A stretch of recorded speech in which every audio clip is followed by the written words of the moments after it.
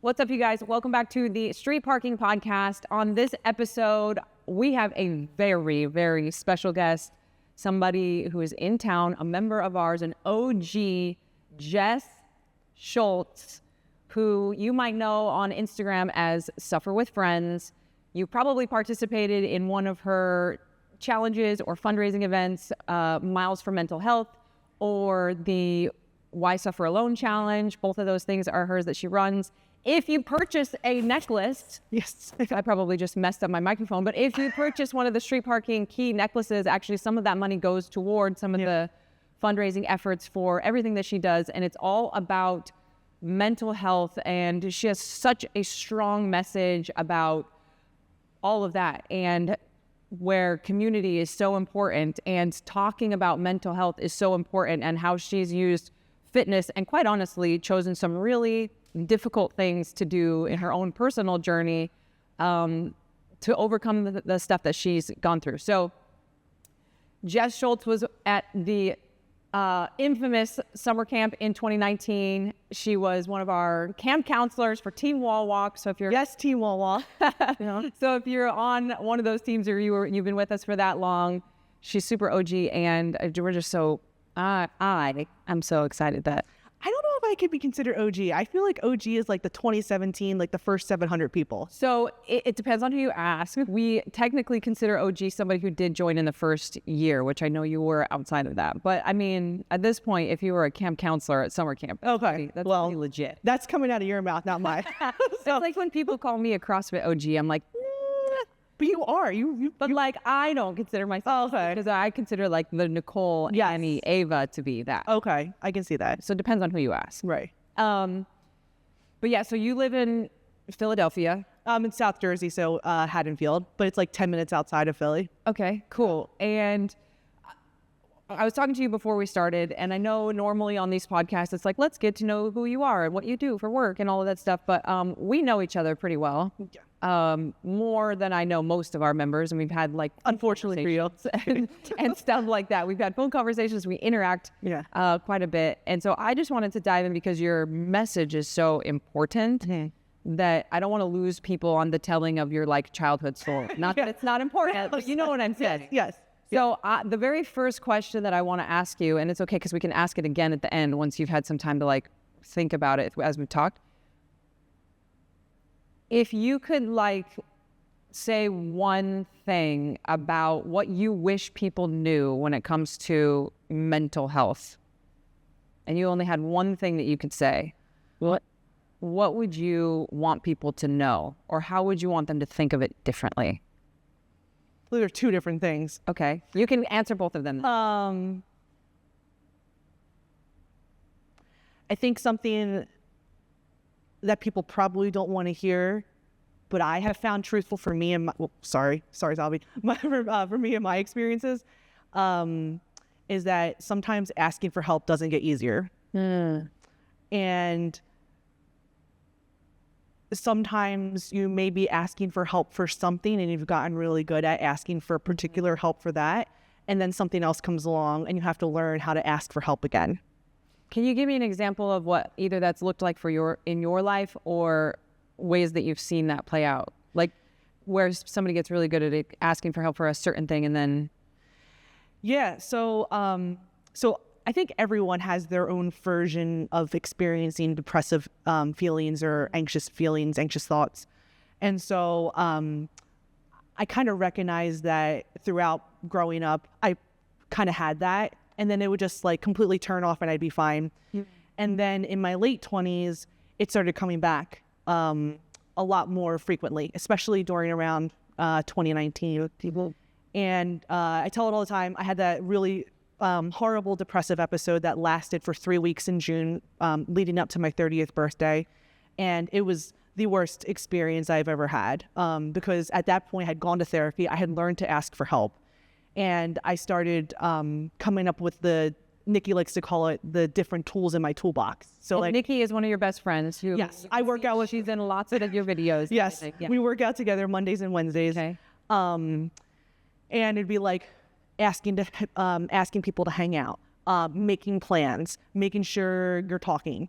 And it was really, really bad. It kind of came to a head one night where Nikki was like, I had worked out with her and she's like, are you okay to be by yourself? And I said, I think so. And I had gotten really upset again that night, and I went to another friend's house, and I felt bad because I kind of just like, it was probably like such like a hurricane to her, and I didn't feel any better. And she even apologized that I'm so sorry that I'm not helpful. And then I texted Nikki again, and she's just like, and this is what I love about her, because she's like, I can't be there for you right now, but I'm going to get someone who is, because she has a family, you know? And so my friend Andrea came over, and she's like, I'm just going to sleep on your couch. And so you're not alone, and we can talk, we can get breakfast in the morning, you know? So that's how Why Suffer Alone happened. And from that moment on, I started learning how to ask for help when I'm feeling that way. This past year was a little rough for me, just like professionally and stuff like that. And I had gained back some weight. And I think June, when I had started transitioning from one job to another, that's when I recognized, I was like, wow, this weight gain happened again. And I started toying with asking for help for this case, because I had thought, because I have all the tools in the toolbox for my previous stuff, that I could just use what I learned there and apply it to like emotional eating and stuff like that. So it was July, and Nikki and I were working out in our driveway, and we got to the end of the workout. And I distinctly remember, I think I still even have it on video, that was just like, I said to her, I need help. And she's like, okay. She's like, what's going on? And I had felt so deeply ashamed, because I was like, God, I don't want to go back to therapy and have to rehash all this stuff all over again. Like, I thought I had it down. Like, how disappointing. And she's like, I think you need a different set of tools for this thing now. She's like, I think you are great. And can you imagine how much greater your life will be if you get this set of tools now to help this specific issue? And so Nikki's, I love her. She has a unique background. She is a psychologist, but I don't go to her for that or anything. But typically what will happen on Mondays and Wednesdays is I'll bring my dinner over and like have dinner there. And we sat on the couch and we started scrolling through Psychology Today. And she's like, hey, what about this therapist? I think this might be a good set of things for you. And then she gave it to me to be like, make the call. And I didn't make the call until August. And I was so nervous. And I was just like so ashamed and so embarrassed. And I made the call. And that one therapist felt super bad because she couldn't take me because she had too many clients. And so we sat down again and we went through another list. And that one was able to take me. But I had learned how to ask for help now. I had learned of the signs of what I need to do when I'm feeling a certain way. And this past summer, it was so difficult to ask for help for something else. And so I think, you know, to not get down on yourself if asking for help for something else is just as difficult as the first thing you might have asked for help. Yeah, you know, there's like so much to talk about. First of all, I think your friends that you have found in your life, from what I've known of you and what we've talked about and just what I see when you're posting and everything, I don't want to say lucky, because I know that I feel very lucky. Yeah, I know that you've done a lot to find those people and to get them into your life and everything like that. So there is a bit of luck to it, but also I think more people could have support like that if they were willing to ask for it, like you're saying. And you know, the thing that I saw, two things, hopefully I don't forget the second one by the time we're done with the first one, is I feel that you and I are kindred spirits in a lot of ways, even though our lives are very different. I feel that both of us are people who are very aware of our feelings more than most people. So like, do you find, because of what you do with Miles for Mental Health and the Why Suffer Alone Challenge, do you find that most people or a lot of people don't even recognize when they are struggling? Like, or have a hard time pinpointing what it is, or try to deny it, or... Yeah, because I think we're not taught, like, how to identify our feelings, you know? And that is something that I learned in the second bout of therapy. Because I would be able to pinpoint of like, okay, I have my, everyone has their own shit. I have my own shit. I figured out what that is. And these are the feelings that are precipitating it. With emotional eating, because I've always had that issue, it was very interesting to me in therapy when she's like, what are you really wanting? And it's because with the template and all the stuff and everything, I have learned that, you know, like, I can get down with pizza. Don't get me wrong. Like, okay, whatever. Like any kind of food, whatever.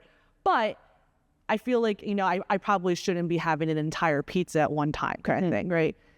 And I think I didn't even know what those feelings were for that particular part. And so when I went back, she's like, because I was like, it doesn't feel good anymore when I do it. It used to feel great. I would get like really excited about thinking about the food that I'm going to eat, going to get the food, preparing it, eating it. And then 10 minutes after being done, I'd feel horrible. I feel horrible the entire duration. But you're still just like going through and I'm still going through it. And so she's like, but she's like, what happens before that? What's triggering it? And then she's like, what are you really wanting in that moment? And so I've been working on it. And for me, again, personally, it's a lot of the times I'm probably really stressed out about work or something personally. And I want connection. And so the thing is like, because my family used food. I was just about to ask you that. Yeah, it's like, hey, you got an A, let's go get Wendy's chicken fingers. Hey, you didn't do well at field hockey, let's go get a pizza. You know, a reward or a comfort. Yeah. And so now it's still a struggle, but I try to stop and think and be like, okay, if I want connection, I'll reach out to someone. I'll call somebody. I'll maybe go ask someone if they want to take a walk with me or something. Because sometimes I just need to like vent, you know? But I think it's just really difficult in general to identify feelings. Do you feel the same way sometimes? I still feel like, I'm like, am I feeling this way or am I really feeling like this? Yeah, I mean,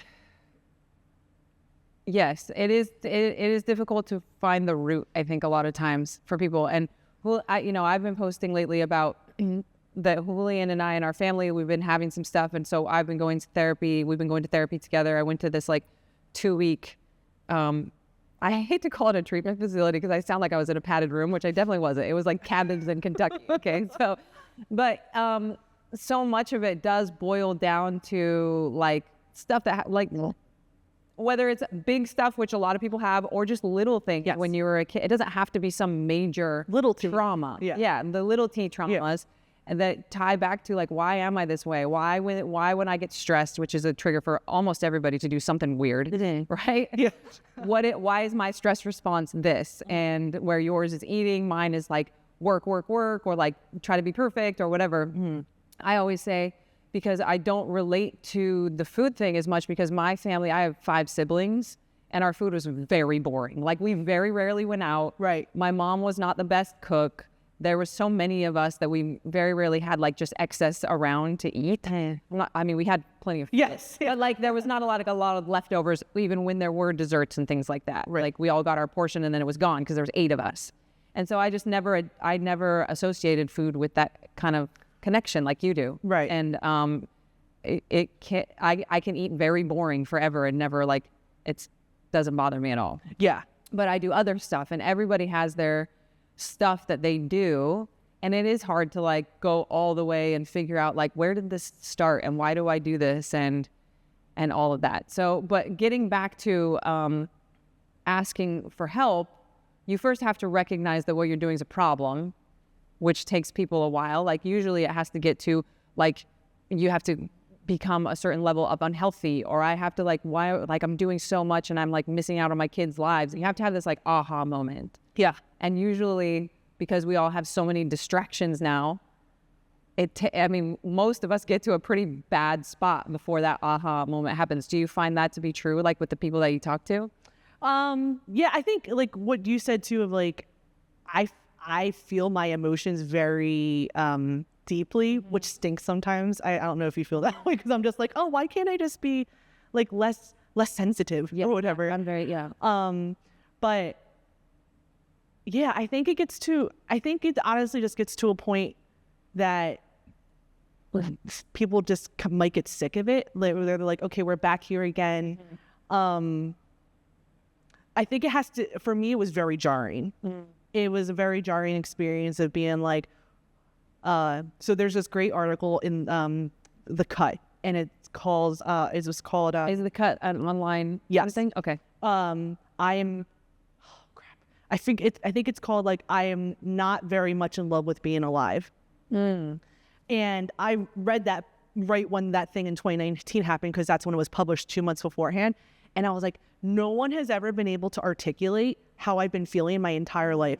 So I talked to Nikki and Alicia and everyone, and I'd be like, how do you feel like on a daily basis? That's the other thing, is most people, they don't know what other people feel like. We all only know what it feels like to be in our reality and on our body. Yeah. And I'm like, how do you feel? They're like, scale 0 to 10. They're like, 7, 8, 9, 10. I'm like, interesting. And they're like, what do you feel like? I'm like, every day, a 3. And the article talks about how you feel like you're just treading water, and you don't want to, you don't have a plan, but you're just like, there's this whole bout with suicide prevention of like passive suicidal ideology, where it's like or ideation, you don't have a plan, but it's like those lingering thoughts of being like, oh, if I get into a car accident right now, or if my car just like fell off the bridge, or if I just didn't wake up tomorrow. And I was like, is it the way I'm feeling? That's normal, right? Like, you're a 3 too. Like, you wake up every single day and you're like, you guys think this stuff too, right? Yeah. And they're like, maybe not to that degree, but like, life could be better than a 3. And I just never knew that. And I'm very happy now that I probably, because my issue would be that like, because I started so low, when I got low, it just bottomed me out a lot of the times. And like, when I do something like epic, like go do a crazy hiking Rocky Mountain, it'd bring me to a 9 or 10, and then I'd be back down to my 3. So I'd be starting, my set point would be so low. And now, I would say 6 or 7, which is very, very different. Like, I wake up now and I'm like, I wake up and I don't think like, oh, why am I here? Or, man, like, you just go back to sleep, Yeah, I want to get into like how you got to that point. Before we move on, I remember my second thing. Oh, there you go. Isn't it interesting? I think that there are so many parallels between, and we talked about this in our team meeting this week, actually, about how you can't really separate mental health, physical health, like your fitness, your emotional health, like all of it. There's so much bleed over into each other. Right. And isn't it interesting though, like the way that we talk about fitness, it's like there's no destination. Like, you don't get super fit and then you're like, oh, I'm done. And it's with like, even what you're talking about with like therapy, or like continuing to pursue and continuing to stay on top of like what you need to do. I think people think that same thing. They like go to therapy to work through one specific issue. Right. And they're doing their journaling and their therapy and all that, and they're like, feel better. And they're like, okay, poof, like I'm done. And it's like, well, that's not really how our brain and all of that stuff works. And you found that out, and that's what you're talking about with the mental side. Nikki said 2 things to me before, where one, it was, when I had told her I wanted to go back and I was so deeply ashamed, she's like, we're fucking human. She's like, we're constantly having to work on stuff. She's like, that's just who we are. And then I remember I'd be like, oh, I figured out my little thing. And this was a couple years ago. I'm like, I think I'm going to take a break. And she'd look at me and she'd be like, how are you feeling right now? And I'm like, I'm feeling pretty good. She's like, that's when you should stay. Yeah. Because she's like, you're in a much better headspace. You're able to listen more and take more in. And I'd be like, Nick, I'm done though, man. I'm like, it's like 8 months now. And she's like, why don't you just stay? Yeah. And I graduated from my first bout in 21, which I was super proud of myself. But yeah, so like it's a constant, you have to work on it every single day. I mean, ideally you wouldn't have to, but like, I think in some little small places you do. Like, I try to meditate every day. Because of Nikki, I started a gratitude journal. Oh, nice. So I've been writing in it since 2018. So I write like 1 to 3 things that like I'm grateful for, and then because I'm a planner, What is it about the gratitude? Because this is like actionable, something people can do super easily. It costs nothing besides a notebook or whatever. what is it how does that help you? It gives me a moment to sit and reflect.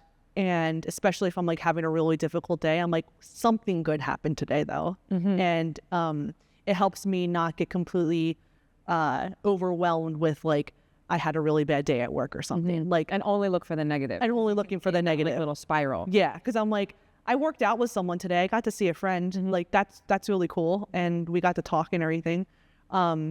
So I sometimes like want to stop and I'm just like, I said to her, I was like, I hate you because I'm still doing that stupid gratitude journal 5 years from now. But it might not, like these little things might not work for everybody. But I always say like, what's the harm in trying? Right.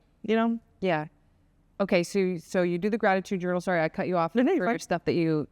I added in for the like daily work. I try to do my Calm app every day. It doesn't always happen, but I'll typically do that like when I'm going to sleep. I also kind of just my friends make fun of me because I'm in data in my profession, and so I love the metrics. My friends hate me because I do the whole thing like Jordan Syatt, like where you weigh yourself every day to see the trend. Yeah. And they hate it because they're like, you get so down on yourself. But I can tell based on my metrics of like my HRV, my resting heart rate, and like just all that other crap of like, how am I overall doing? And like, do I need to like slow down? Not even just like with like working out. Maybe I need a rest day. I hate rest days. Maybe I need a rest day. But also maybe I need to just like check in with myself. So I like you said, like how everything just bleeds over within each other. I kind of do that. And then, before I had gone back to this bout of therapy, sometimes I would check in with my original therapist if I had a sticking point. And I'd be like, I've been doing all these things that you taught me. I need another perspective. Can you help me think about it?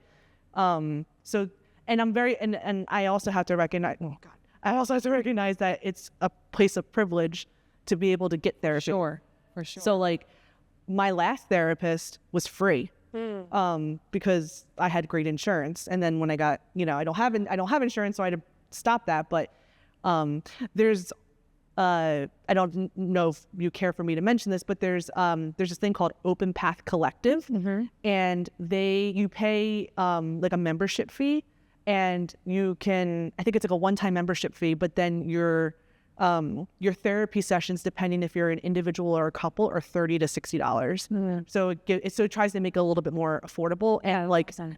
Therapists in your area, you can figure out if they take Open Path Collective. Wow, that's really cool. Open Path Collective. Okay, so people can look that up. And I agree with you.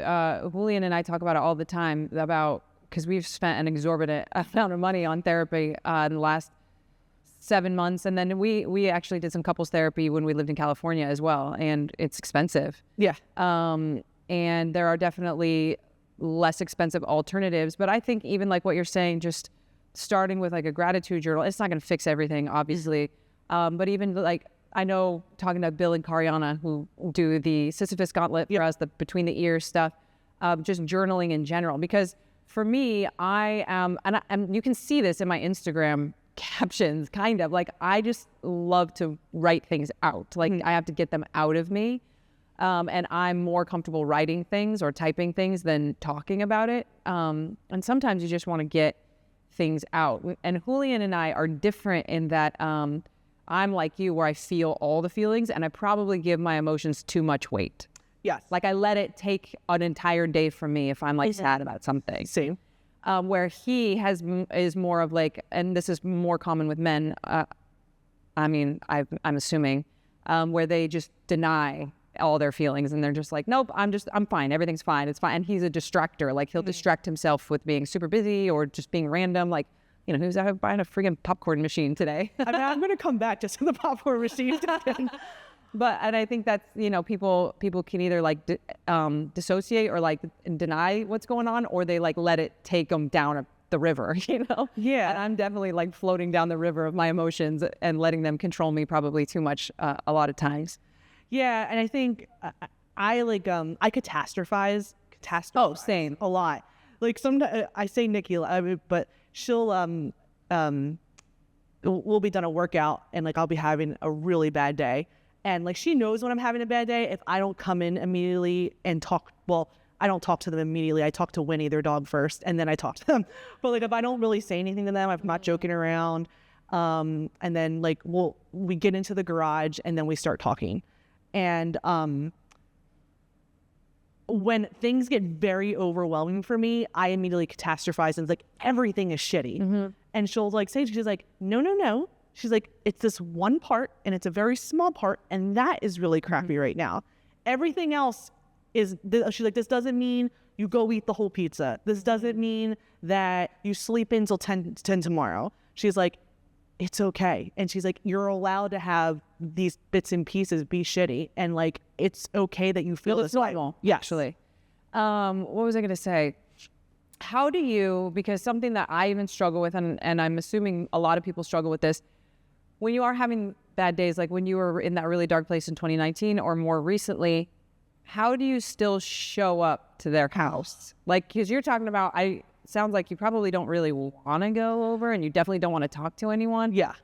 I think most people in that situation just bow out and they're like, I don't feel good today, or make something up, like, so that they have an excuse and so that the person doesn't ask them any questions. Like, how have you gotten yourself to a place where you will still show up when you don't want to be around other people? I'm not allowed.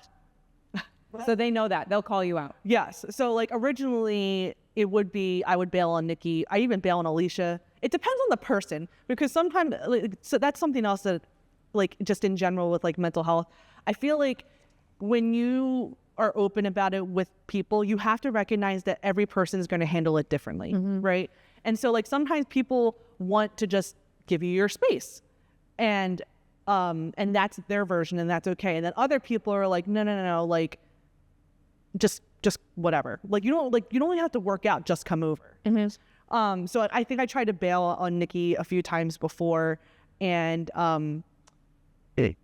she would just be like, just like come over. She's like, maybe we won't work out, but she's like, at least just come over. Yeah. We eventually work out. Right. And there's some videos that I have of me where, God, what was that workout? That vault workout. 5 rounds, hop overs, double press and snatches, and you rest 3 minutes. And then I think it was 13. Yeah. And then you rest 5 minutes or something, you do it again. It was in the first vault. Yes. And I had the worst mental health day that day. And there's that workout is not helpful. And at the end of it, I'm crying, and she just like hugged me. She's like, I was like, that was the worst fucking workout I've ever done in my life. And she just like, you did it. And she's like, and I'm so proud of you because you showed up. So I think though, with my friends, it's kind of gotten to that point where it's like, just come. It like do shift, you know, or maybe just sit on the rower for 10 minutes while and I'm going to work out. How do you decide who you're going to tell that you struggle with this stuff? Because with our more recent stuff that we've had going on, one of the probably the main reason, so everyone in our office knows what's going on, and we told them that because I'm a really bad actress and liar, and like we're all very close here, and it's like I can't hide this shit, and like I'm gonna need like days where I don't come in, or like I can't come film today or whatever, and like it's just gonna make it so much worse if people don't know, you know. But even on social media, like sharing not what is happening, because it's not people's business, right? But like, hey, I'm going through a hard time.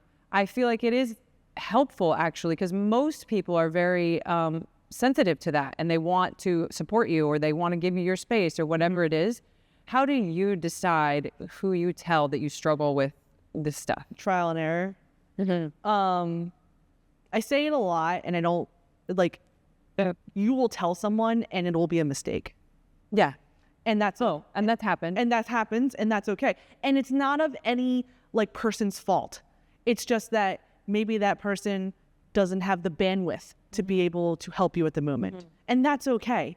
I have been trying to get a lot better with my friends of being like, hey, are you in a good spot to listen to me right now? And if you're not, that's totally okay. I'll ask somebody else. But it's been through trial and error. And I have this thing. So after 2019,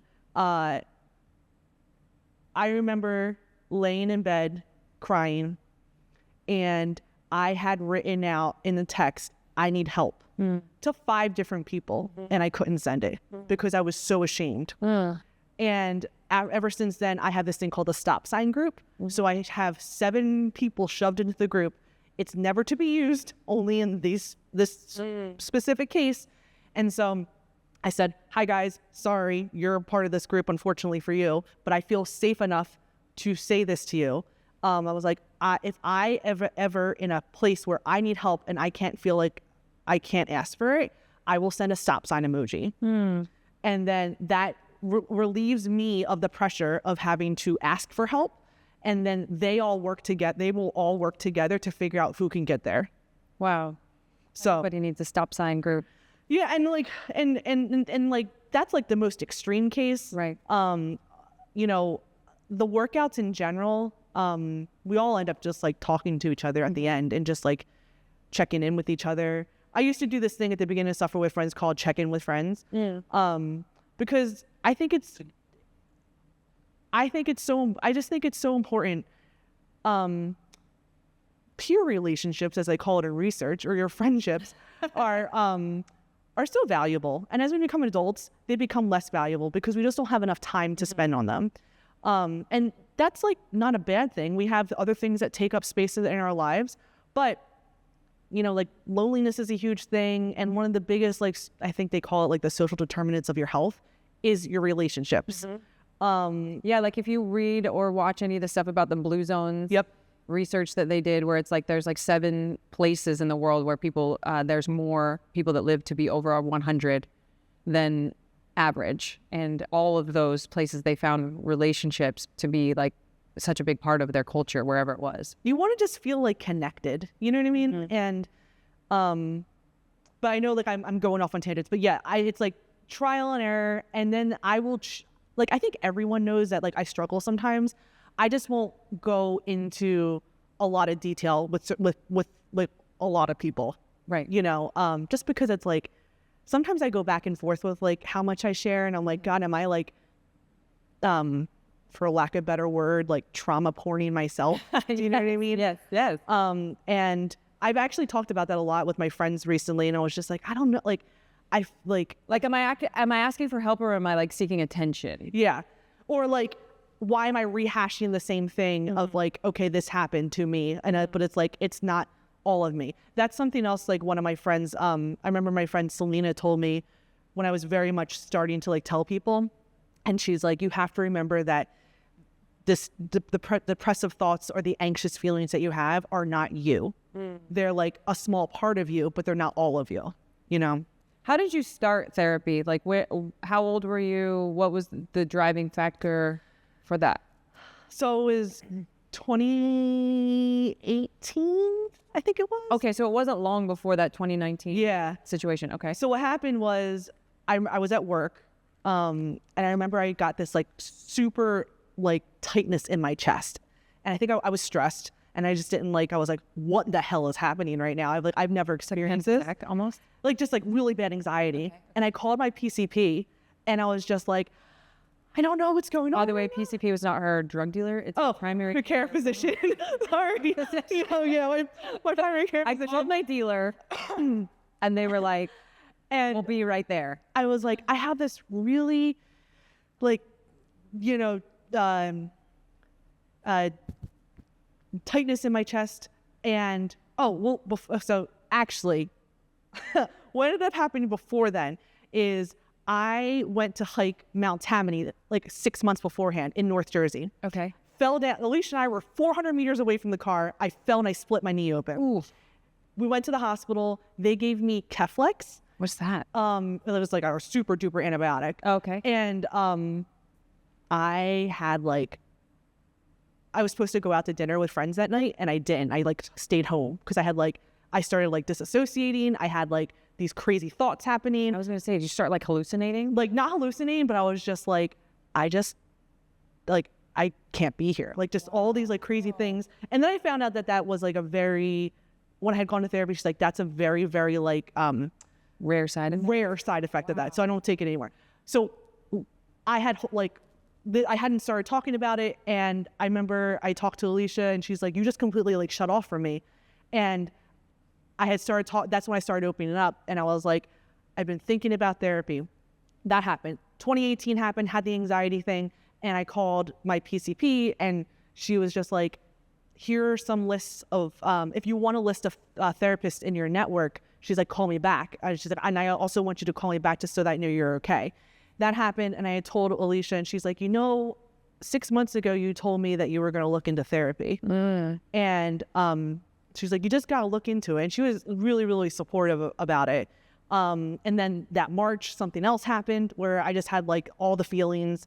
And that's when I was like, okay, I probably need to get in there. And it just dealing with, like just things that happen, like nothing crazy, but like just trying to figure out, how you respond to certain things because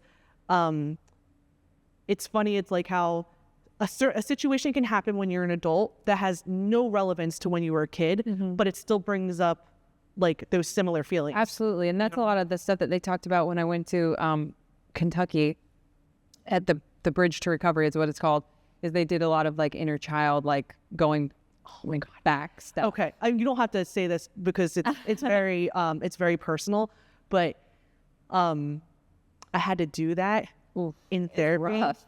And I remember, I might have told Alicia or Nikki, and I was like, so my therapist wants me in our next session to do this thing. Nothing crazy, this thing, but I don't really want to talk about it. And I was like, I don't want to do this. I was like, this seems so hard. And Nikki was like go into it with an open mind. Like, I think it could be like really helpful. And I remember it was like a 5:00 appointment. I'm on the couch and we started going through it and I'm like sobbing. Oh yeah. And I'm like, oh my God, I don't know. Like I couldn't even like write about it that night because I was like, I had to like wait a couple of days to like reflect on it. But it's like I don't want to have to go do that again. I mean, sometimes I will go back there and because now I've learned how to do it. But I'm like, Jesus, like, I don't know. Did you kind of feel that way where like whatever version of it that you were doing? But yeah. Well, I was there for 2 weeks and it was just like all day, every day. And it was a lot, but it was really good. And we were in a group, which was really, because there was like the community around it. Yeah. But yeah, and here's the thing, like if you're listening to this, and we've probably already lost the people that feel this way. I'm sorry. Maybe Salvi or Aki can make a clip of this. If you're listening to this and you're like, oh my gosh, this is so cheesy, like so over the top, it's like woo woo, like inner child and this and that. Listen, you guys were all getting Rubbermaid garbage cans and filling that with cold water and dunking in your backyard. It can't be any more cheesy and weird than that.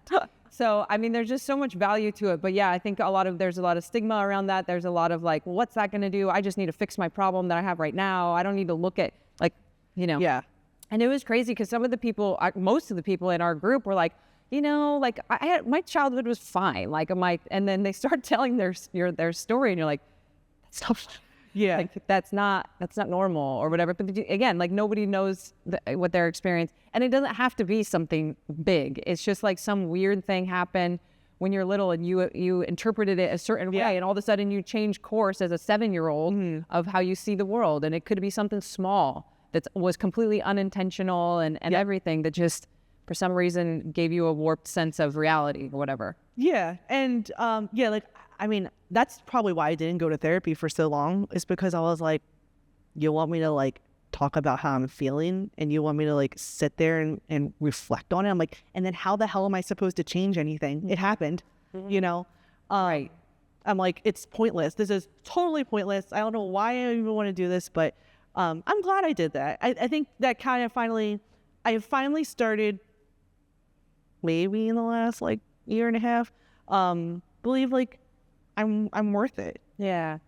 I mean, there are definitely days where I don't. Like, all my friends are like, you were so hard on yourself. They're like, do you listen the way that you just like talked about yourself? And I'm like, I think that's the only way I motivate myself. Yeah. Well, actually, I think this is kind of unrelated, but so I was just telling you about like how I like a difficult year, was just like some setbacks.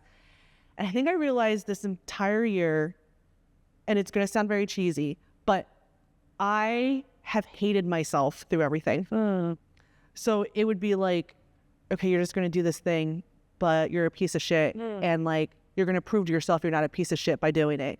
Or like, look how terrible you look. Or, you know, like you shouldn't be doing these types of things. Just go do it to show that you can. And I think this year I'm trying to, this is the cheesy part. I want to try to love myself through everything. And, you know, like there's a lot of things that I still want to do, but like, you know, like I need to treat myself more kindly. I know I've been like trying to work on it for like so long, but I think I'm finally starting to believe that like I deserve that kindness, you know? So That's awesome. But I want to ask you how you think fitness is helpful, or how you view that as part of your mental health toolbox. So I'm very clear, and I try to say this to everyone, working out's not going to cure anything. No. Like, it's not. It's a very much a coping mechanism. So it's so funny because, like, I grew up, like, not being active. Like, I'd play a couple sports and everything like that, but I never thought, like, it's my daily regimen of, like, brushing my teeth. Like, I work out.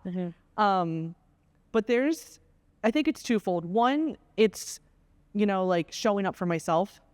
But then two, it's because of the community that I have.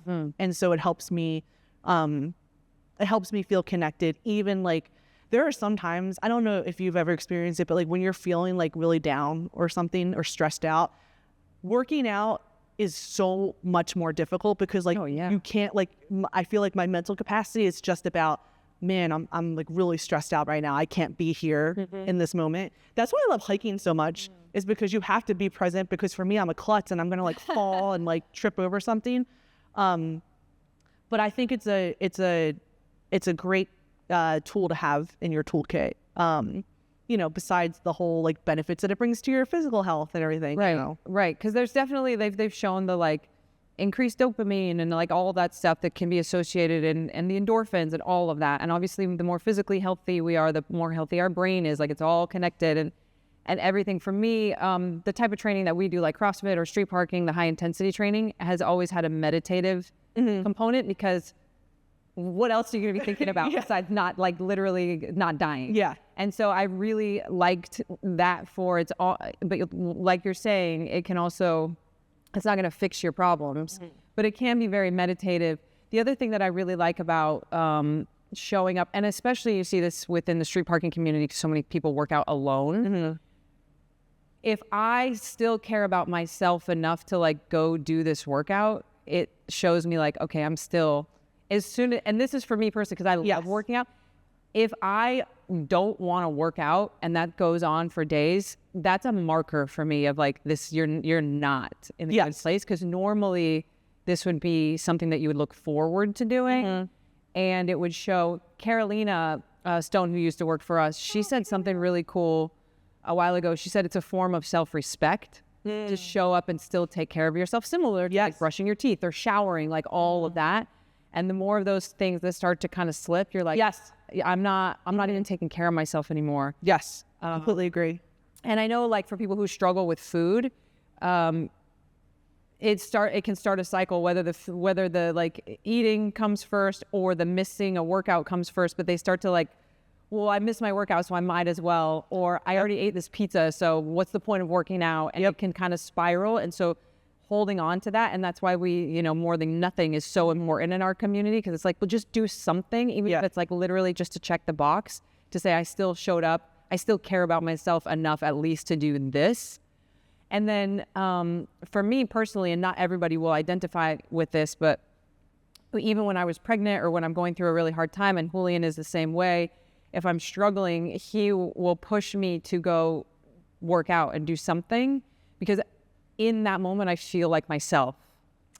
Like, that's like, I identify with that. That makes me feel strong again. It makes me feel like, okay, I can get through something. If I can get through this workout, and I didn't want to do it, and now all of a sudden in round 3 I'm actually pushing myself. Like, you can take that and apply that to other areas. No, I completely agree. And the whole, like, I love that of like you're not too far gone yet because you're still showing up, you're still respecting. God, sorry, Sabi. you're still respecting yourself, and you know, and in those times for me, it is like I've learned. My whole thought originally was like, you just isolate yourself and you just handle it and you come back. So I've been very lucky to have a couple different mentors in my life, and I had this 8th grade English teacher who I still keep in contact with. And you know, as a teen, you have like bad days, good days. And whenever I'd see her, she's like, Jess, are you having an A day or are you having an F day? And I would remember thinking like, well, no one wants Jess when she's at her F day. And so for the longest time in my 20s, I would just hide it. But everyone's like, we knew something was up. Like, you were just completely different. People call me bubbly. I don't feel like I'm bubbly, but they're like, you're not bubbly today. And I'm like, I don't know. I'm just like, but they're like, and so I would try to like isolate myself a lot. And then that would just make it worse. And so I think as time went on, I was like, okay, you don't want to work out. You don't really want to talk about how you're feeling. That's a major sign. So you need to go. Whether that's to Lopgo's, he's my friend Chris. I work out with him Tuesdays and Fridays, or if you go see Nikki, or it's like I feel like there's like this running joke in my friend group where if I text you like, "Hey, can I stop by for like 5 minutes?" It ends up being like 3 hours because I'm just like hanging out. Like my friend Tara Lynn, I'm like, "You home?" She's like, "Yeah." She's like, "You want to stop by?" And then I'm like on the couch, like we're watching football for like 3 hours and just talking, it like, you know, it happened one time where the holidays were rough for me, just in general. And over the last couple of years, I remember one year I was like grocery shopping and I was like getting trash bags, and I just got so deeply upset of like all the feelings the holidays brings. And I texted Nikki and I was like, I'm about to cry in the grocery store aisle. And she's like, you want us to come over? She's like, we're just sitting on the couch watching a Christmas show. And I was like, no, I don't like going over. But she's like, we're literally just sitting here. And like, I went over there for like 2 hours. And at the end of it, she's like, how are you feeling? And I'm like, I'm feeling a lot better. And I feel, I love her. I love them so much. Her, Nikki and Matt, that's her husband. And I joke around with it all the time because I feel like I get so much from her and I don't give enough nearly to her. You know what I mean? She's really, and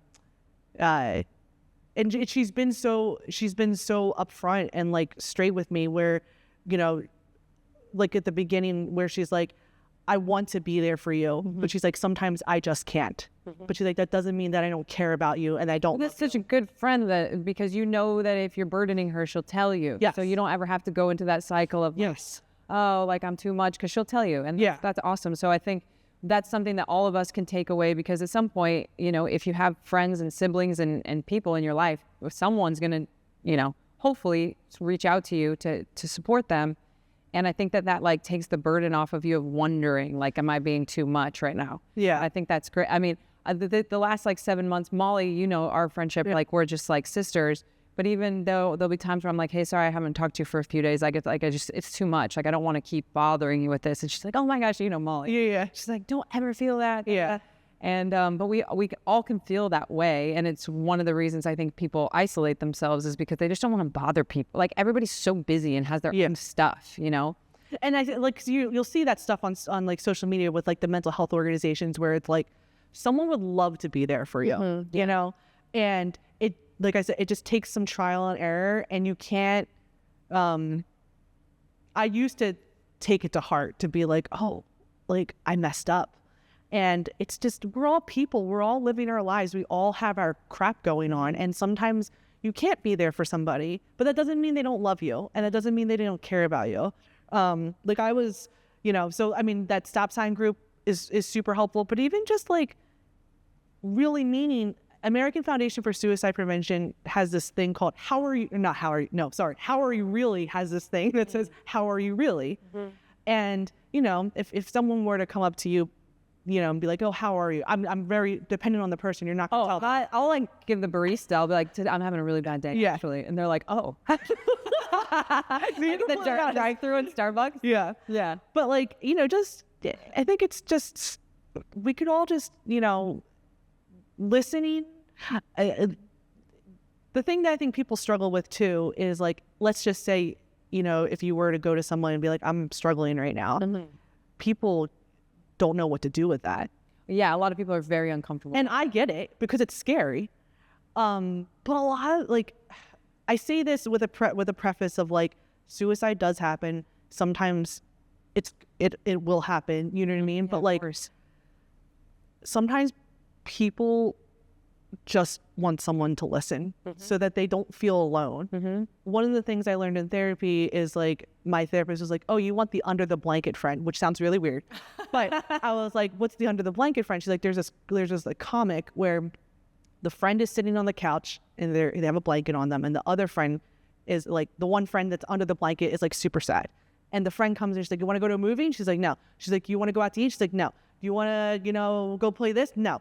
And then the friend walks away and the friend comes back and they're like, do you want me to just sit next to you under the blanket? And they're like, yeah. Alicia and I would joke where we would call it gummy bear time. So anytime we do something crazy, we'll celebrate with the Haribo gummy bears. But when she was living up here, she'd be like, do you want me to bring gummy bears over? And we just like watch one of our shows and just sit on the couch and hang out, So I think, connection but also like some people will ask me like, well, how do you do this? And I'm like, you have to be willing to be vulnerable with people, but you have to be choosy about who you're vulnerable with too. Yeah, because the wrong people will let you down or use it against you, or just not people who aren't ready to like maybe face their own stuff, and it like almost can, where they're like, oh, this is like too heavy. I don't think about feelings. They're not at that place in their lives. Yeah. So yeah, I agree. You have to be careful. I wanted to ask you, so you've done some crazy like hikes and races, and can you list off some of the stuff that you've done in the last window? What was the first one? Because I think you have talked about that you're not good at it, and you don't necessarily, or at least when you started, you didn't like that kind of thing. Yeah, no. So why did you choose? And I'm talking like 50-mile. I've not done a 50-mile. Okay. I'm talking like marathons and stuff that, where even I am like, I've done a 50K. My friend, I think it was a 50 something. Yeah, my friends don't support me above a 50K. I think Alicia's worried like about your joints. Yes. Andrea and Nikki said we cannot, in good faith, support a 100-mile race. That's good. I think Alicia would be the only one that would actually crew me. I love them all. I joke around with them. Linnea even said, she's like, do you know what that's doing to your body? Because like we're all into the metrics. The last thing you need is to like be not be able to work out. Yeah. Just yourself up. So just watching out for your best interest. So how did that start? Why do you do that if it's something that's so challenging for you and something that you don't necessarily, or maybe by now you do enjoy it? I don't know. I think it's because... How did it start? What was the first thing that you were like, is something that's over the top and not like me at all? So I remember I was almost 300 pounds in like 2016, 2017. Okay. I had sleep apnea. Oh, yeah, that's right. And got off CPAP in 2019, which was great. Right before summer camp. Yes. Because I was so nervous. Yeah, and everyone was telling you, I was like, I don't want to bring my machine. Everyone was sleeping in their beds. Yes. And I was like, God, I don't want this machine going on. But I had remembered that what started that the whole thing was I had gone to Six Flags with Alicia, and in the Jersey one there's this ride called King to Ka, and it's crazy. You just go up and down, and you feel, and because I was so overweight, I probably didn't fit in it so much, and I probably could have died because of like fly out. Yeah. But I remember every ride after that I couldn't fit in it, and I was like beside myself. I'm like, how could you let this happen to yourself? Okay. And once I had started losing some weight, I did my first hike in Pennsylvania called Hawk Mountain. Actually, I did it with Alicia, and I remember it was so hard. How far was it? It was only like 3 miles. And was it like super steep or just? It was a little steep, but like nothing crazy. Yeah. And I just remembered I was like, Alicia's perpetually farther in ahead of me in every single hike, but I was just like, I think this is really fun. And I'm like, if I have CPAP, if I ever want to do an overnight hike, I can't do an overnight hike. And I can't I can't, go on these crazy hikes. I'm like, Alicia's not going to want to go hiking with me when I'm like 4 miles behind her. It wasn't that bad, but like it feels that way sometimes. She just goes up and up and up, and I'm like, and I had remembered we had done this mountain called Ampersand Mountain. It was me, Alicia, Locko's wife, Rachel, and our friend Sujin in the Adirondacks. It's only like 4 miles, but like the 2 miles up, 2 miles back. But like once you got to 1.2, it was just up. And I remember that feeling where we were just going up, and we were only like probably 1.7 in, and I sat on a log and I started crying. And I was like, you guys go ahead. I'm like, I can't do this. When you felt like I can't, what was it that you felt like it was failing for you? I was breathing so hard and I could not get my breathing under control. And it was before the straight up. It was yeah. I was like, we're going to be climbing. And I'm like, I can't even do this right now. And they're like, well, like, are you just going to stay here? Like, we're like, we don't want to leave you. And I just like, I kind of like yelled at them and was like, go. I was like, I am such a disappointment. I called Rachel, and because she was back at the house, and I was just like, she's like, you did a good job though. She's like, you went up like 1.7. And I was like, I'm 0.5 miles away from the peak and I can't even do this. And so I remember sitting there and I was just like, I was so upset. And Alicia texted me and she's like, it's probably good that you rested, because she's like, it did get a lot worse and it's super windy up here. I finished, so I met them up at the top because rolled up and I strolled up because they were coming back off the peak, and I was like, I did it. And they're like, you came? They're like, how did you do that by yourself? Because you had to boulder up, and they had to like help everyone up. And I remember Chris, he just looked at me. He's like, I'm so fucking proud of you. And he bought me this like one of those like patches you can put on your bag. But so that moment I was just like, I just want this feeling, because there's something so gratifying about climbing a mountain. Yes. And after that one, I had a goal in 2019 to do a 10,000 foot mountain. Okay, so take yourself back though to when they left and you're just like feeling so shitty about yourself. There's like a decision moment to like just be like, why do I even do this? I shouldn't even be hiking anymore. Like, this is so dumb. I'm so embarrassed. My friends are so much fitter than me. Or no, like, I'm not going to like succumb to this. I'm going to overcome this. And there's like that moment decision. Do you remember that? And I think it's really helpful for people listening. Like, how did you go to that side of it versus the like, F this, I'm out of here. I'm never going to hike again. Well, I was a little nervous being by myself. So that was one thing. And I was like, my whole thing is I hate slowing people down. That's why I hate doing team workouts with Nick, because I'm like, God damn it, Nick. I'm like, you're finishing things in like 20 seconds and taking me a minute. And so at that point I was like, okay, they're probably like almost there. Maybe I'll be able to just meet them, see it, and then come down. Okay. And I was like, I think I just kind of was like, you didn't come this far. It's so cliche, but I'm like, you're so close. And I'm like, I feel pressure. That's my whole thing. I feel a lot of pressure. I feel a lot of responsibility of being like, I have to keep up.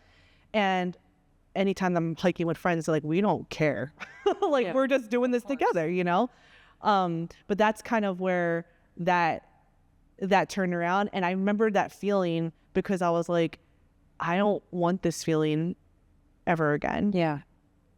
That's what I'm thinking about, though, is one of the reasons that I think street parking can be really great for people who are really self-conscious about what they might look like or what their fitness level is, or maybe they've gained a bunch of weight, is that you can do this program alone without anyone watching you. Yeah. Because part of, I think, what gave you the freedom to go try is that they were already gone. Yeah. So you're like, well, it doesn't matter how slow I am now. Like, let me just go try, and nobody's watching. So if I look ridiculous, or if I change my mind and decide to turn around and get back, like, it's fine. And I think that street parking offers that for a lot of people that are just like, well, I feel really embarrassed because I've gained a bunch of weight and I don't want to go back to my gym and in the gym, most likely everyone would just be so stoked to see you again. Yeah. But people get in their heads about that stuff.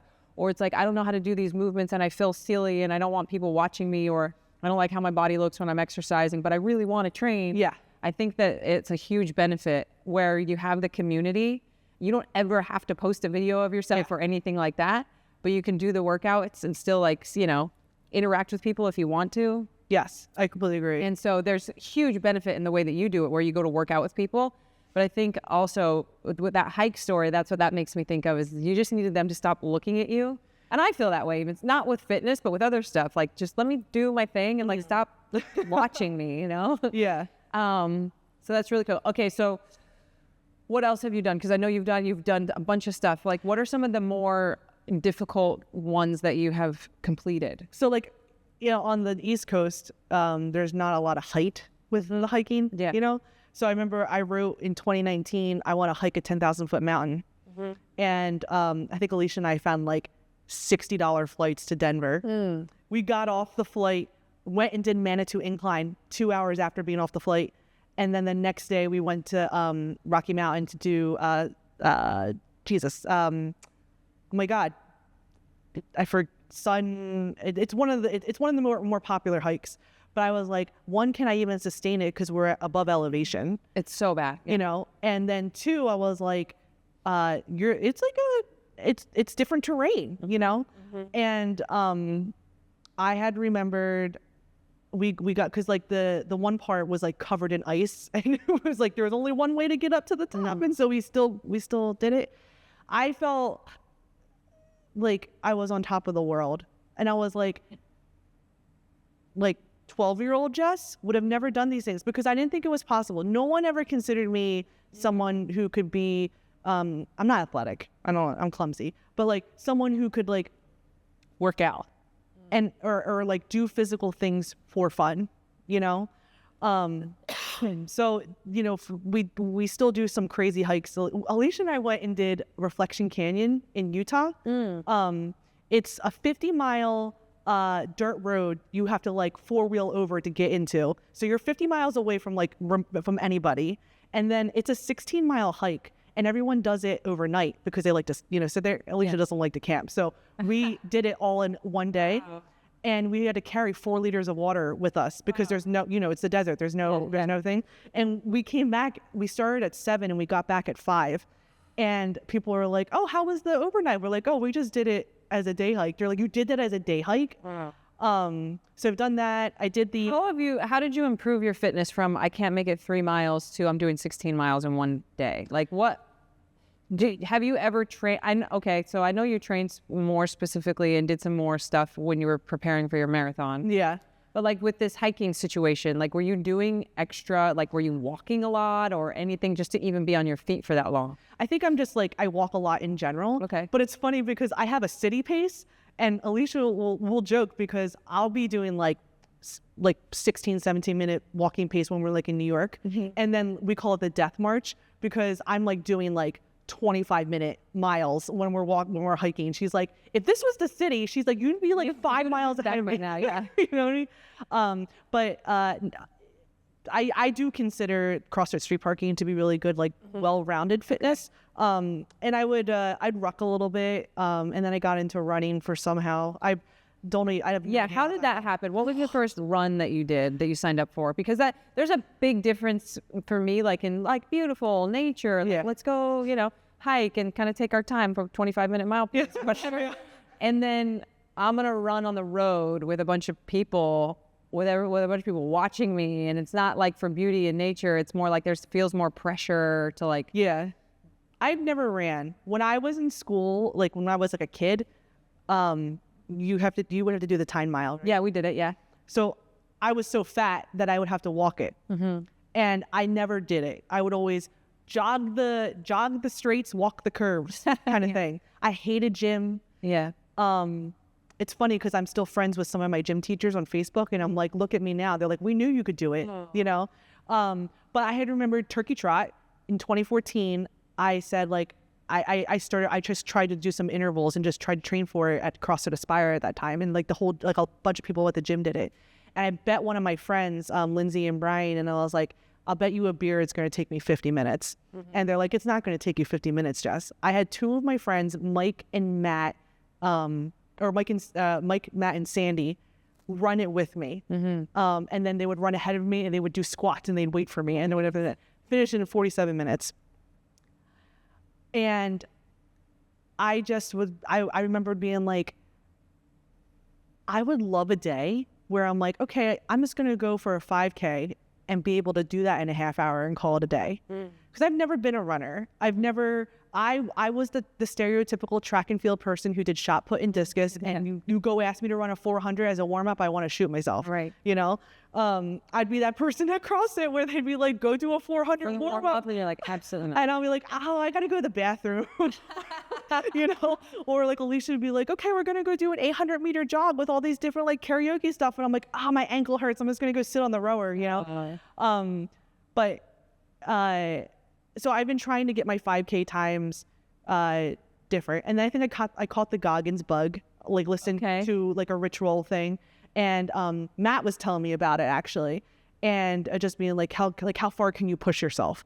And we were watching the football game 2020. It was October. And I was like, there's this 8-hour race around Cooper River. It's a 3.75 thing. You do it as many times as possible in 8 hours. And the most I've ever run at that time for a race was a 10K. Alicia and I at that point were meeting up with each other on Tuesdays to do endurance. So it's just like a 3.75 mile loop? Yep. Okay. On sidewalk. But we would meet up on Tuesdays to do the endurance program when it was on Sundays, you know, the whole thing. And then Fridays we would meet at the loop anyway. And she would do 2 loops and I would do 1. And then I remember, so I started trying to like add in a third day, and I did 1 day of doing 4 hours of running around the thing. And so if somebody that was overweight to the level that you were asked you like, but why were you doing that? Like, why didn't you just say like, I'm going to do my like deadlifts and power cleans and like, that's what I like. Like, how did you overcome being not good at it and having it be uncomfortable? Like, how did you overcome that like negative self-talk of like, what am I even doing? Like I'm not good at this. I think I'm kind of, masochistic? Glutton for punishment? Yeah. Okay. Because I'm just like, you know, and it really, again, the community that I have, the people in my life, you know, they really helped me get through too, because it was canceled. It ended up being canceled and it was going virtual because we had an ice storm. And so Alicia, Lopko, Nikki, and Matt, they all paced me for a loop. And then Nikki, so the whole thing with that is that like I strategically placed them. Alicia's always first because like I'm the best at that time and she can like, we can keep going. Then I have, then I typically have Matt or Lopko because they're like, Matt's like my kid, my joking kind of person. And then, and he's always lifting my spirits. And Lopko's just so kind. I love him. He's like they're both like my brothers. But then Nikki doesn't take shit. So like when it's the last one, she'll be like, okay, you have to run to that pole. You have to do this, you know, kind of thing. And so like I always try to put them in, like spread out the joy. And during that one, I had only run the most before 15 miles. Matt gets into my head literally the week before. And I was like, Matt, I think I'm going to try for 5 loops. Because I think that'll be good. That's 18.75 miles. And he does the math. He's like, dude, if you do 7, that's a marathon. Oh my God. And Nikki's sitting there and she's like, why are you telling her these things? You're like, we don't, like, because now it's in your head. And I told Alicia, she came up with an entire plan of, she's like, if you rest this many minutes between each loop, you'll be able to do this and this and this and this, that. And they're like, we think it's doable. And it was freezing and I was crying that last loop because I couldn't run anymore because my foot was cramping so badly. When was this? What was that? What year was this? December 2020. Okay, because I feel like I remember some of this. Yeah, and and we got to the end of it, and I finished. It's not a great time, but it was 7:50, I think it was. But from going from running. Did you go for 10 more minutes? No, because the loop doesn't count. Okay. Like, so you don't get partial credit. But I was just like, that's when I made this video of like, well, why not me? You know, because I'm not the fittest, but like, I I'm not the most athletic. I'm not the strongest. I'm obviously not the fastest, but I've been telling a lot of people recently, I'm like, why are you telling yourself no? Let someone else tell you no. You know what I mean? Like, so go do something. Just go do it. Go ask the question. Go talk to that person. Go seek out that job. Like, you know, and so from there, I did the 12-hour race solo in the summer. Now, in the summer, it's like 90 degrees and there's no shade. So you couldn't get a pacer until 12 o'clock. It started at 7. And I had cramped up the loop before to the point where it looked like aliens were running up and down my legs. And so I couldn't run anymore. I walked the rest of the 7 or 5 hours, 6, 7 hours or whatever it was. And I remember I was on loop 8 with Lopko, and I was like, because I wanted 10, because 10 you got the skeleton added to your medal. Because if you did 10 the badges, if you did 10 loops, you got an extra skeleton. And I remember I was like limping along, and I was like, would you be disappointed in me if I only did 9? And he looked at me and he's like, are you really fucking asking me that right now? He's like, you just did 8 loops. He's like, are you seriously asking me that? And like Kelly, who's my friend, who's my sports chiropractor, she came to like help everything. But when I picked up Nikki for that 9th loop, they made a chart and they were like, you have to get Jess out of the tent at this point. Wow. If she can keep to 20-minute miles, she can get the 10th loop, but she has to be out of here by this specific time. And you have to make sure that her pace is this and everything. And we got like halfway around, and I think we were at like 5:40. And the thing was like, I had to have been back at the tent by like 6, I think like 5:50 to give myself ample time to get to 7 o'clock to get the last loop in for the 10th loop. And like Nikki was texting everybody, and she had the chart in her hands and trying to figure everything out. And she's like, we can do this. She's like, we can get you to your 10th loop, but she's like, you have to push a little bit harder. Wow. And I think at that point, like my calves, like I was just like so broken. And I like looked at her and I put my hand on her shoulder. I'm like, I think I'm okay with 9. And I think she felt terrible because she was the last person for my loop. She's like, are you sure? She's like, let me call the guys. Let me see if we can finagle the times again. And maybe if we just like, don't keep you in the tent too long, we can get you for your 10th. And I was like, so that's why I love them, because they're like, they all think I'm crazy, but the support that I get from them.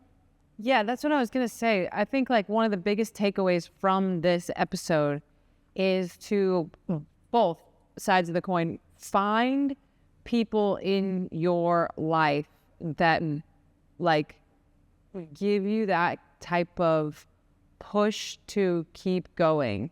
And I think sometimes misery loves company, and people can seek out other miserable people when they're miserable. And then that is just not, like, these people are so there for you, but not in a way of like coddling you, in a way of like, hey, you can do this. Hey, we're here with you. I mean, you have like this posse, like you're Matt Frazier running the freaking marathon. You know what I mean? They're like, calculating your time. Yeah, on this stuff. I know. And it's so crazy, but also be that person for other people, right? Yeah. When someone comes to you and they're struggling, like, notice that Jess is never saying like, oh yeah, you know, they told me like, hey, why don't you take it easy, or why don't you this and that. It's like, hey, you can do this. Hey, just show up. Hey, this is like, continue to and push you to improve, not to let you sit in it. Like sometimes under the blanket for sure. Yeah. But it's they wouldn't let you sit in it for too long. They don't let you not show up. They don't let you give up. Mm-hmm. And so be that person for other people and find that group for yourself. And I think you're really lucky to have a group that sounds like you guys get together so often and they're there for you in person. But that's also like what this Facebook community is for in street parking. Yeah. You can find people that are virtually and they'll check in and they'll be like, hey, you haven't posted in a couple of days. Like, what's going on? Yeah, you know? Yeah. And so encouraging people to be that person and also seek out those people and try to minimize time around people that are sucking you into or coddling you and things like that. As good as it feels in the moment, it's not helpful, and it's just, it can keep you down. Like, what they do for you is awesome. Well, I think the one thing too is that I struggle with sometimes of like always wanting to be better, but then also recognizing that like I love myself in this moment, but it's okay to want to be better too.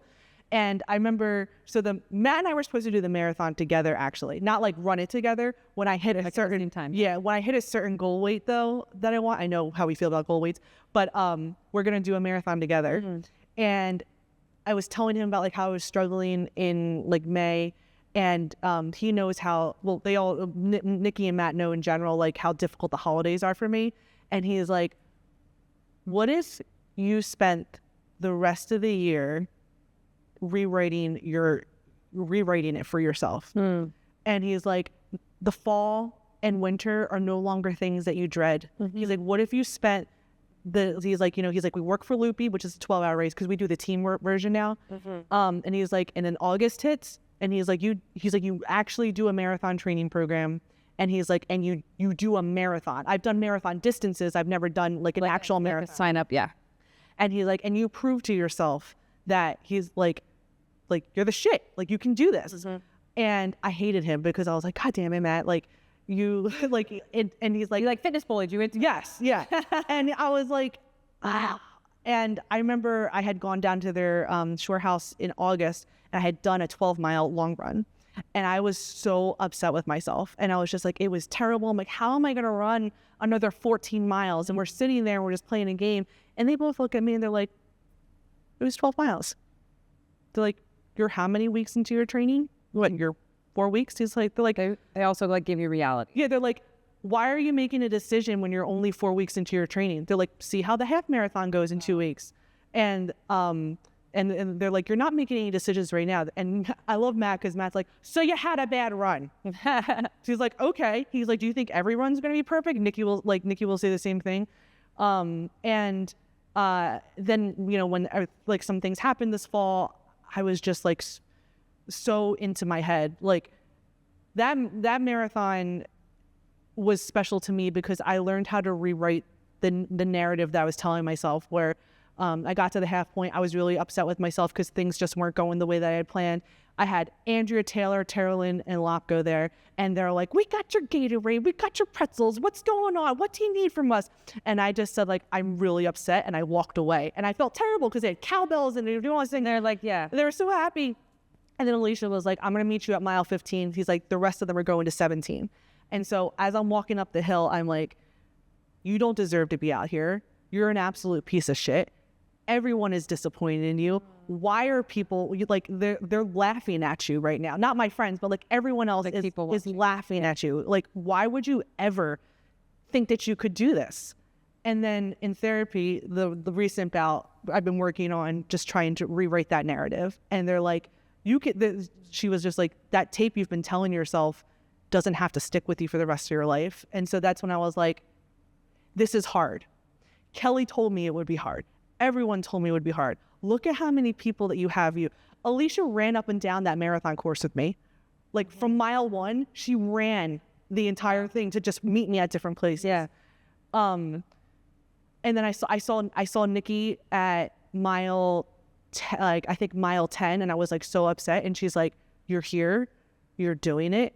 It's okay. It's going to be hard. You're going to be fine. You're doing it.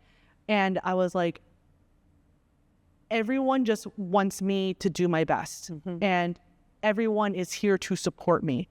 And yeah, maybe it's not going the way that you'd wanted it to, but you're not giving up, and you can do this, and you deserve to be out here. And like, look how everyone is like reacting to you. And then I saw Alicia at mile 15, and she was like, how you feeling? And I'm like, I'm good. And she's like, you're good? And I'm like, yep. I'm like, let's go. I'm like, I'm going to get back. I'm, still doing my intervals. I was like, I know it's like non-template approved, but when you're that depleted, I'm like, I could really love not fly during a marathon. I'm like, I could really love a Coke right now. She's like, a Coke? We used to drink that when we would compete in the games. Hinshaw would make us eat like a burger and fries and a Coke just to get enough calories in our I was just like, yeah.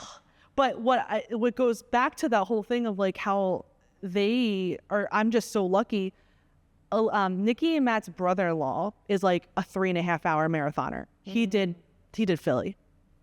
They waited for another 3.5 hours for me to cross the finish line in the cold. Wow. And Terrelyn, Lopko, Andrea, Terry Lampkin, Andrew. Yeah, they got on bikes and were riding up and down Philly, just like giving me food, and then Alicia just like literally running up and down the course and everything. And this girl called up to me, and I'm like, I'm not that difficult to catch, but she's like, they all started driving by, and she's like, are those all for you? And I was like, I know. I'm like, don't ask me why they're doing it. But I was just like, I'm so thankful. But you said you don't want to call me. I do consider myself lucky. Like, I don't know how lucky I got to have these type of people in my life, and for them to, love me and support me in everything, and like to not think that just because I may have some down days that like I'm less of a person or I'm weak, and I wake up every day not knowing how I have these people, and I'm so grateful. It's why every time I see a friend, I tell you I love you. I tell you I'm thankful for you. I will randomly send you a weird ass text message at 12 o'clock in the afternoon just saying how grateful I am for you in my life, because I think it's important that people hear it, Yeah, well, I think what you have done though is now you're like taking what you've learned and what you know about yourself, and because you're in a better place, you didn't have to create the Suffer Alone challenge or the Miles for Mental Health, or the Why Suffer Alone challenge and the Miles for Mental Health. How did those start? Like, what exactly are both of those things, if you want to say sure. what they are, and how did that start, and what does it benefit, and what motivated you? I mean, we've basically answered it for the last hour and 20 minutes. Yeah. But talk a little bit about both of those things, because what your friends are doing, you're giving back now, and you're helping other people the way they might not be able to have a group that's going to ride their bike up and down the marathon, but like you are giving back to people who need help. Yeah, so Why Suffer Alone came out of that 2019 experience. I think I Googled some choice words, and the first thing that came up was the American Foundation for Suicide Prevention hotline. And so I was like, oh, I really want to be able to give back to that. And I remember I emailed you, and I was like, because I talked to Alicia about it, and she's like, we were like, maybe I'll ask Miranda what she thinks about it. And I remember I had all these things, and you're like, keep it super simple, man. And I was like, and thank God you told me that, because I was going to try to have like a competition leaderboard and do all these different things. And then you were so kind and gracious. And the first year, you all matched what we raised, which was insane. And I'm like, God, Miranda probably thought we were going to do like $200 in the day. But I wanted to have one workout where everyone comes together, because again, the importance of community.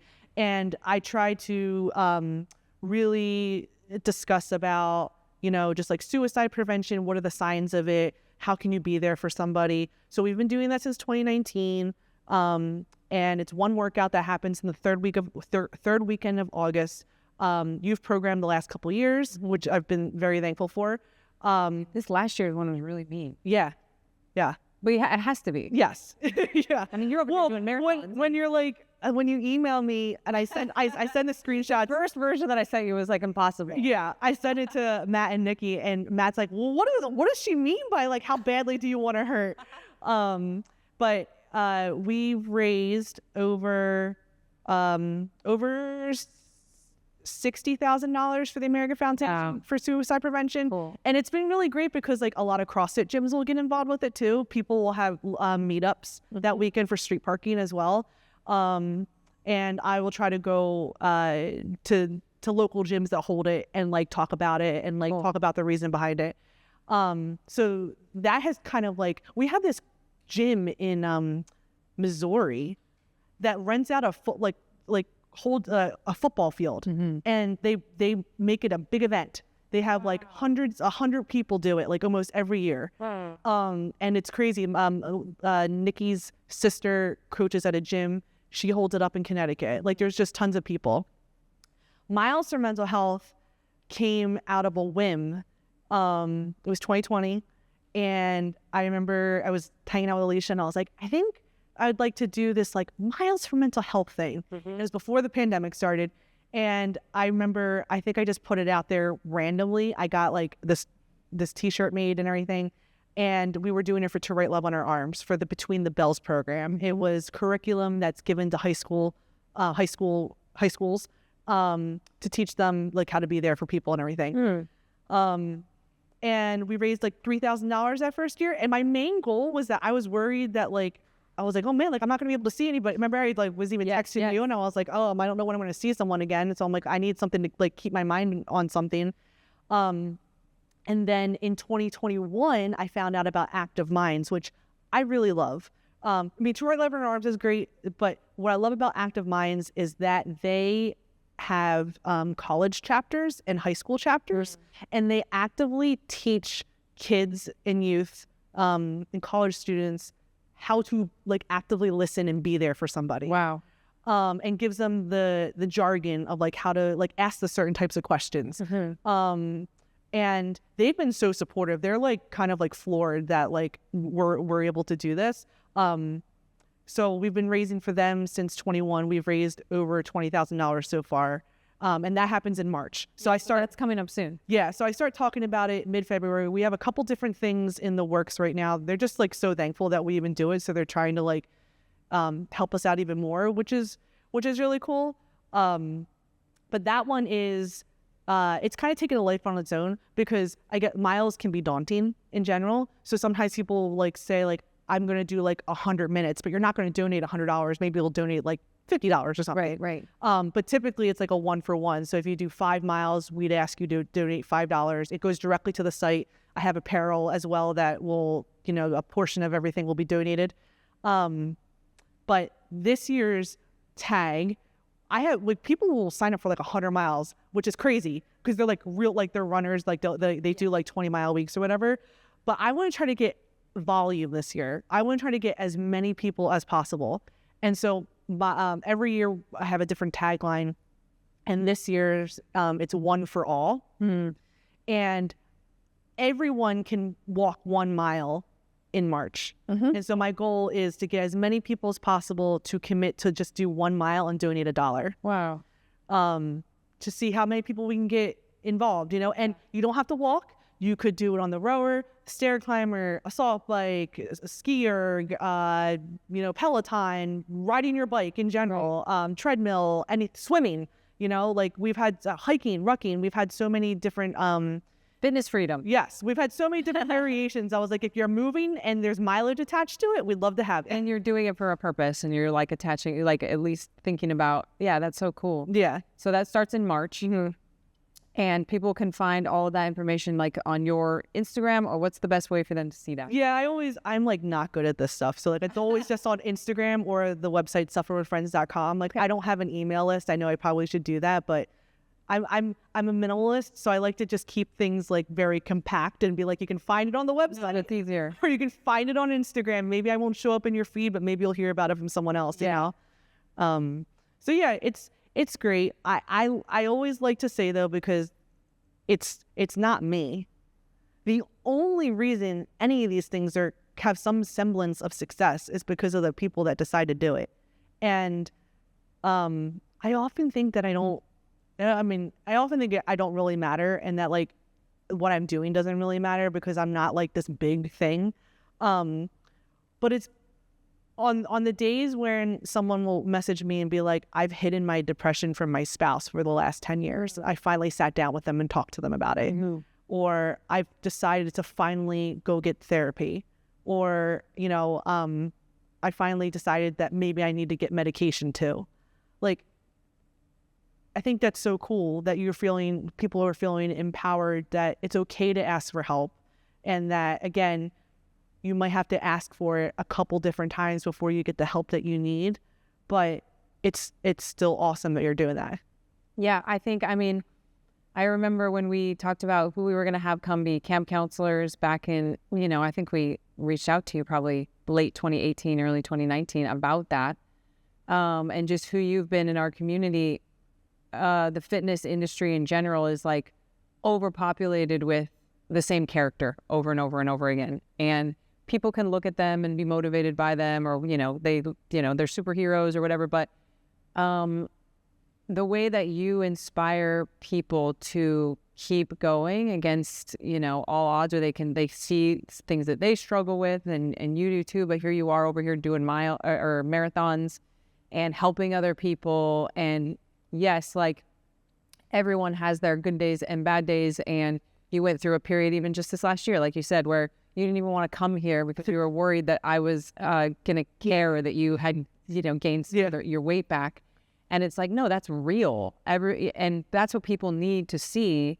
And regardless of like what's going on, you just keep showing up. And people need to see that from different types of people. And I think that you really like inspire people, and you're so genuine and authentic, and you don't overshare, but you don't hide it either, that how challenging things can be. And I really think that more people need that, because I think if more people were just open about the things that they struggle with, or just that they're struggling in general, they don't have to say what it is, that it would be just more normalized, and we could all just talk about it and stop making it this taboo subject. So I think that you have done so much in our community, and our members just love you, and that's why they keep signing up for your stuff. And I hope that you get a ton of participation for the Miles for Mental Health. Thank you. And we're going to need some mental health for our vault workout. I know. I'm like, when you told me, and I was just like, man, I was like, dude, don't say I'm not going to say I don't know when this podcast is going to But that, like, oh, man. But no, I just, yeah, it's, I think the last thing is, like, I keep showing up for myself, because I finally feel like I said before, I feel like I'm worth it. And I hope that by me, for myself, just showing up, that like eventually I'll truly believe it. That's why I just keep on trying, because it's like eventually something's going to stick. Yeah. And there's just too much left for me to do. Yeah. Yeah. All right. Thank you. Thank you.